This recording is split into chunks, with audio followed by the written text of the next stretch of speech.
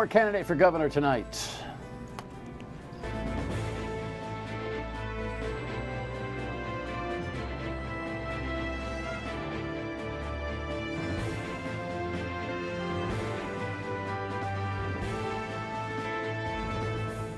The Dan York State of Mind program is brought to you in part by Lookout Rhode Island and Takeo Comfort Solutions.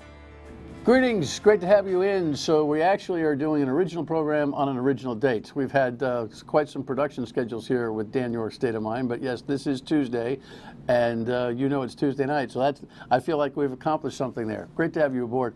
Of course, last week with all of the juxtaposition of programs that we did and knowing that we don't record our programs on the same day for Friday, we really didn't get a chance to check in on what was happening with the Kavanaugh last-minute stuff. Some would say shenanigans, some would say legitimate vote. Headline here, yep, that's like yesterday's news, but a recap of the weekend where the White House really kind of spiked the ball. Supreme Court Justice Brett Kavanaugh starts his work at the nation's highest court today. Last night, during a ceremonial swearing in at the White House, President Trump apologized for the partisan fighting that led up to his confirmation. What happened to the Kavanaugh family violates every notion of fairness, decency, and due process. The newest member of the Supreme Court will begin his official work by hearing arguments in a handful of cases, among them longer prison terms for repeat offenders and Homeland Security's authority to detain certain immigrants here illegally. My goal is to be a great justice for all Americans. But it's unclear if Kavanaugh can rest easy on the bench. The top Democrat in the House of Representatives, Nancy Pelosi, said she would file a Freedom of Information Act on what was in the FBI supplemental background investigation into Kavanaugh. The results could be made public before the midterms. You know, I think at some juncture you got to say uncle, right? Unless something incredible comes out there. You'd think the president could take the high road, but this is the president of the United States. I mean, you know, spiking the ball and, you know, stepping on somebody's neck and then breaking it is part of his routine. And so there you have it. This alleged disparity, by the way, between Democrats and Republicans in terms of, you know, who's more energized to come out reportedly has narrowed based on all of this. But it's a month away from the election, and maybe Republicans will become complacent. One way to make sure that doesn't happen is for Nancy Pelosi and others to be talking about starting up more stuff surrounding this nomination. I think they should probably, unless there's some incredible smoking gun, let this thing breathe, don't you think?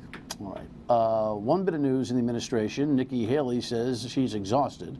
So the former governor of South Carolina, who I think by all accounts has done a pretty good job at the UN, has decided that she's all done at the end of December. This, I think, falls into the category of routine. Most of the turmoil and the changeover in the personnel in the White House has been due to some crazy thing, one or the other, but this doesn't seem like it's that way. She reportedly has said nothing but wonderful things about the president. She wants to regroup after a 6-month rest and get gearing up for his re-election bid in 2020. Unless, again, there's something we're missing here.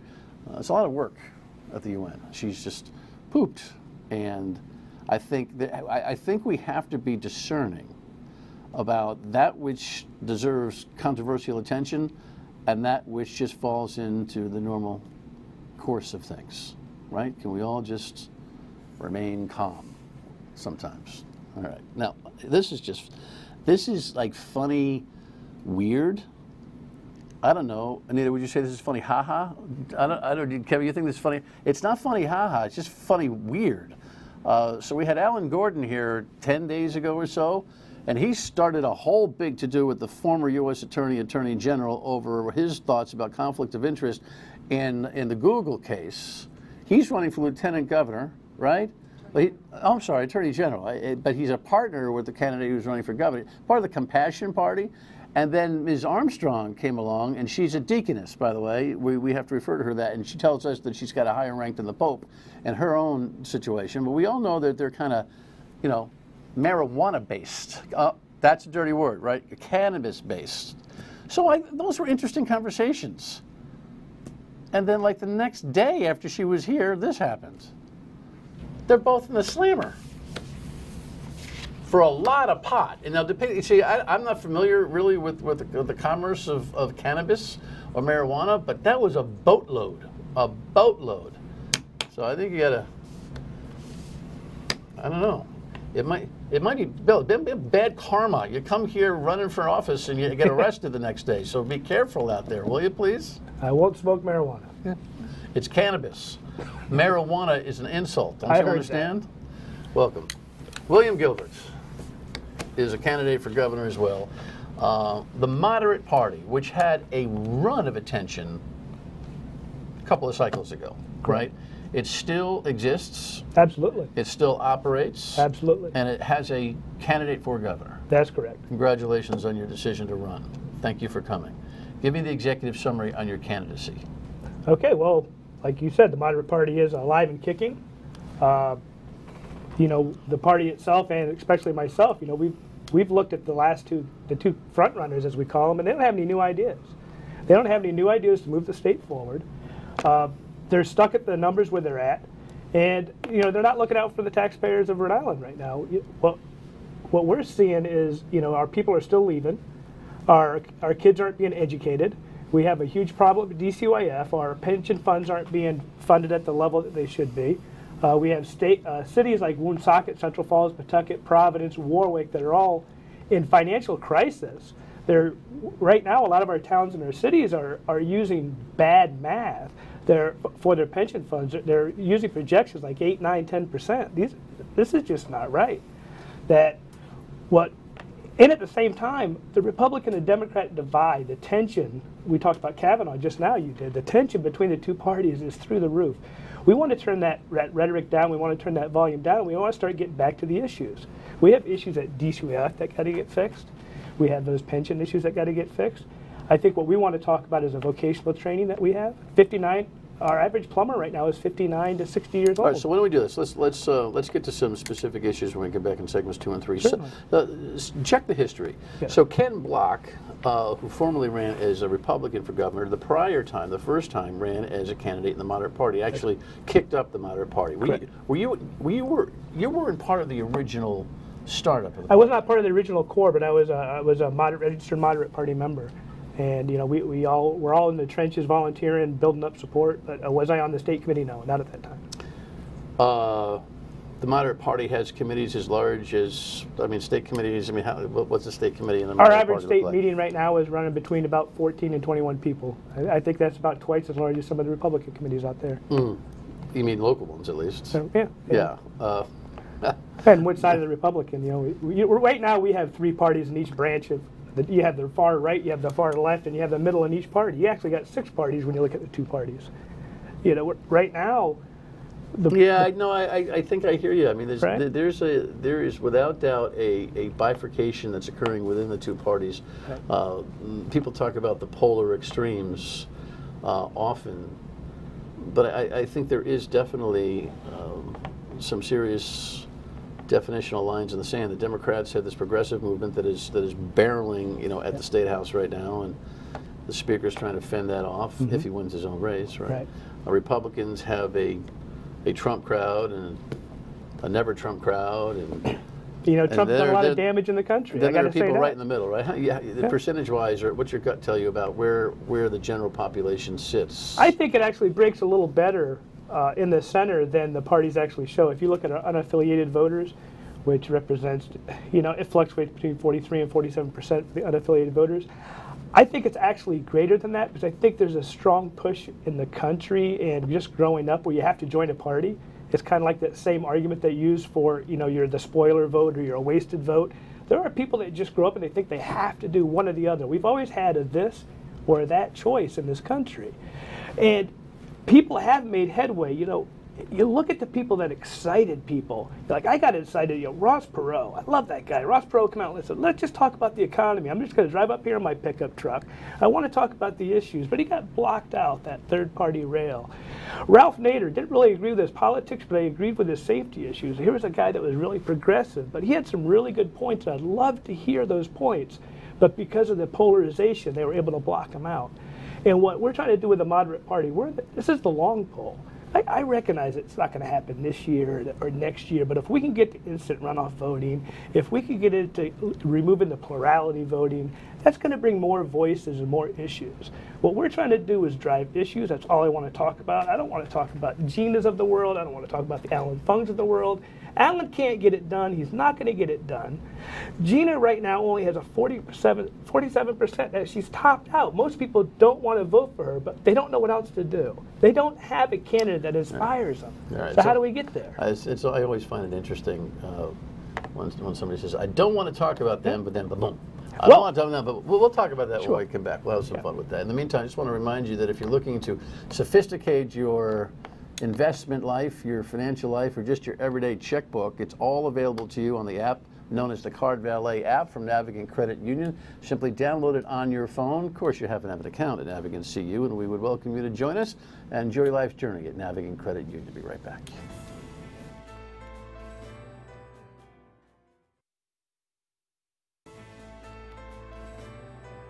Are you locked in as the moderate party candidate for governor? I am desperately trying to find a candidate that shares the same vision as myself and the vision of the party here, the moderate party in Rhode Island.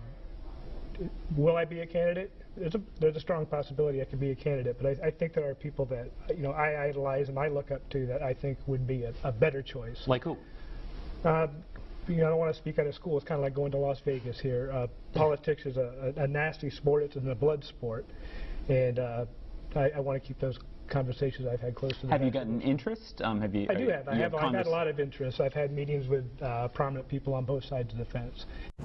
Two things are glaring from that conversation. One, you seem to be committed to a bigger purpose than just your own candidacy, and two, the idea that it's a blood sport. We should talk about that. But that's billed back on Newsmakers in March of this year. So at that time, you were shopping alternative thinking, or come join us in the moderate party, but you couldn't find somebody to run for governor. We had a lot of interest, as I said there, with some prominent people on both sides of the fence. But as you can imagine, it's very difficult for somebody to change their stripes. You see what's happening to Joe Trilla right now.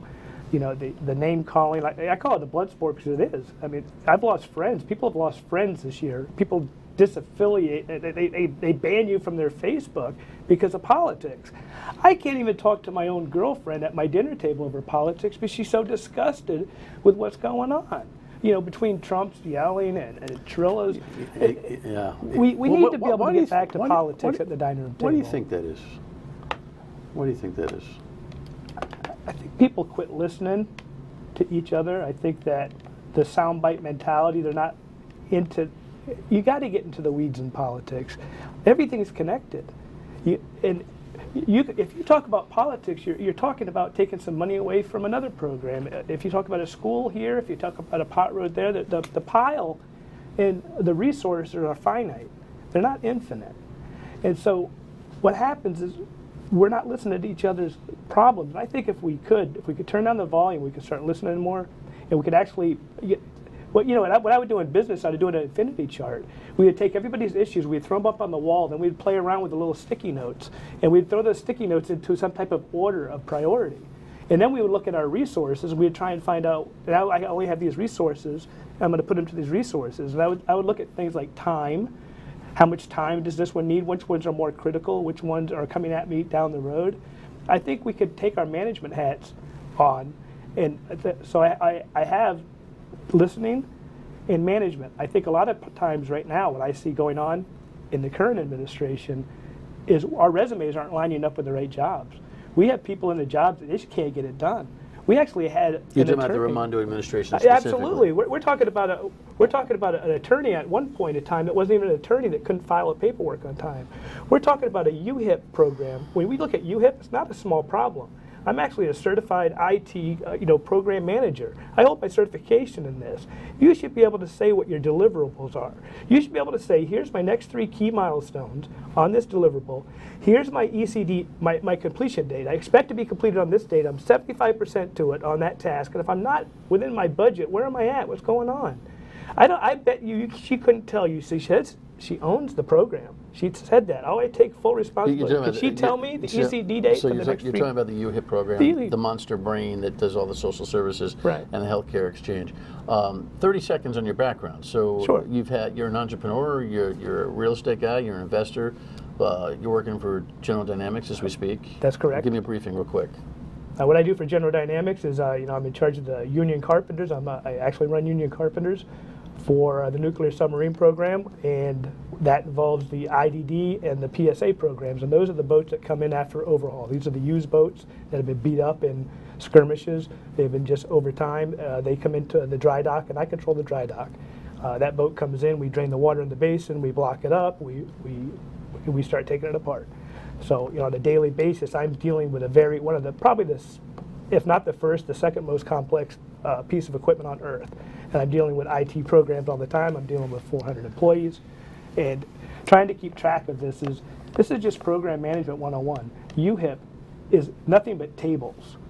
The UHIP problem is nothing but a computer system with databases that are tied and that have correlations from one to the other. A person is this height, this weight, and they live over here. This is some basic binary 101 type of stuff. These are management issues. DCOF is a management issue. It's a resource that we have $9.6 billion. We don't have a money problem. If you look at every one of the issues that we have is a management problem. You go back to cooler and warmer. For crying out loud, cooler and warmer, we got Iceland in a video. So we've got a director. This is a television studio. Can you imagine what would happen if somebody here put the wrong building of one of your advertisers in that? How many checks and balances did that have to go through, and it still ended up with a building from Iceland? And nobody's head rolled? That's because we're hiring our friends, we're spending time in California. We could fix these things. That's the least of our worries. While we're spending so much time on this, and we're talking about it right now, we're not educating the kids in Central Falls. We're not taking care of the tax problem in Woonsocket. We need to reduce our sales tax. What are we going to do when our plumbers all retire in 3 years? We need to be talking about issues, issues, issues. I don't want to keep getting drug off, but that's what I have to do. This is the long pull. The moderate party's not going anywhere. And, if I have to get through these moderate party questions so I can get to the issues, we'll do that. So. I think I've been pretty easy on you. You have been. When we come back, maybe we'll talk some issues. Stay with us.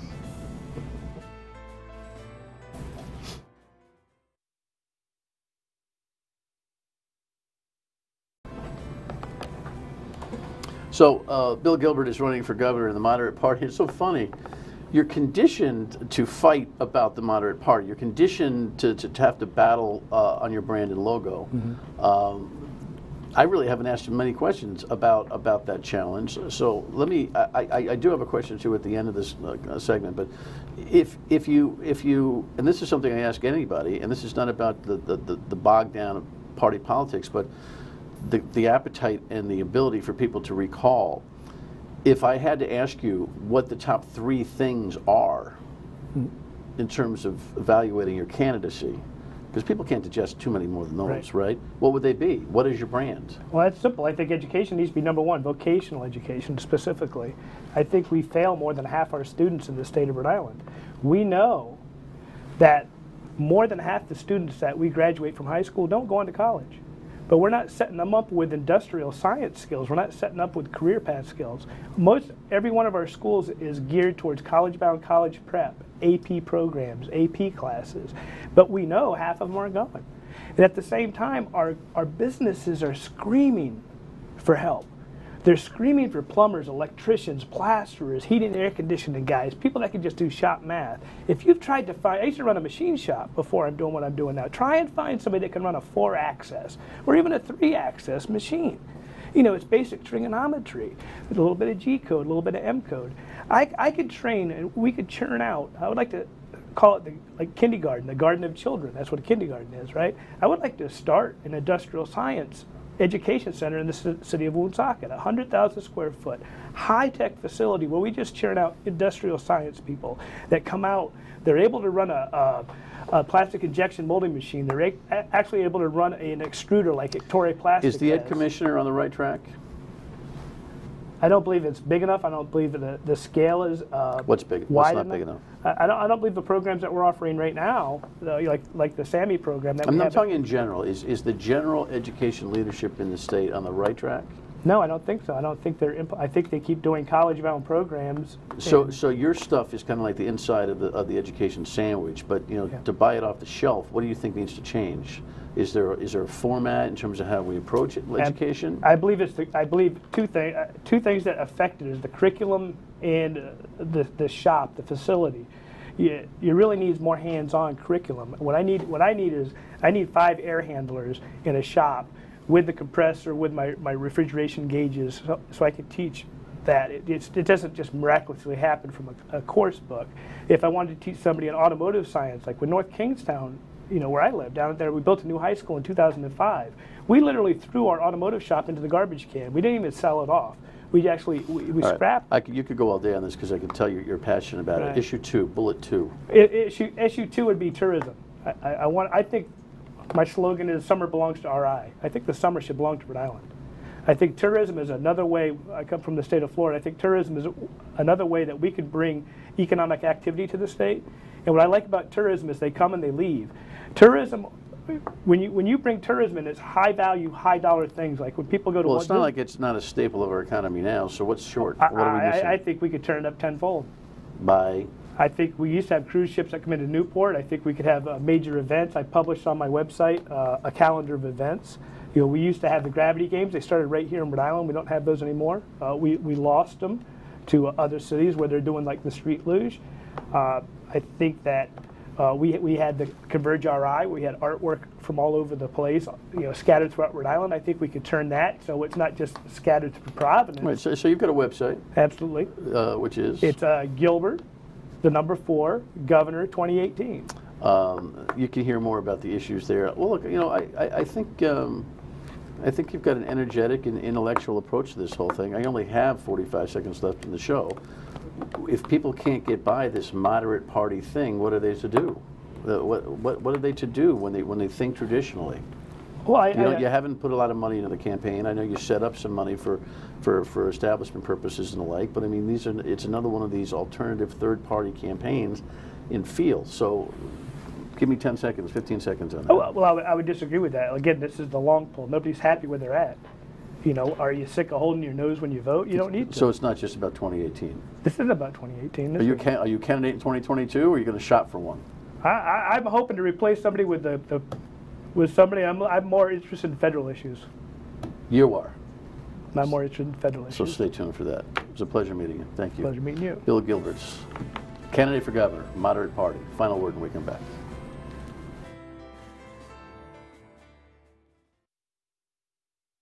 So Nordstrom is going out and the Providence Place Mall. I have to tell you, it's a beautiful store. My kid wasn't happy when we heard this. She also likes the neat little restaurant they have up there. But I often wonder with the online competition, and Nordstrom made a point to say, hey, by the way, we're still in Providence, just online, which is kind of a weird thing to say, right? Reportedly, the mall has got a couple of tenants that they're going to replace the Nordstrom deal with. But this is another one of those indications that economies being what they are, and they're pretty good right now, shopping is changing. The world is changing. Technology is changing right under our nose. No doubt about that. When we return tomorrow, we will have another candidate for office, this one running for Congress. In the meantime, we'll talk to you at 3 until 6 on the radio, I hope. By the way, we're at Politics and a Pint at Dan's Tavern on the Green in North Kingstown at the golf course down there. Join us Wednesday.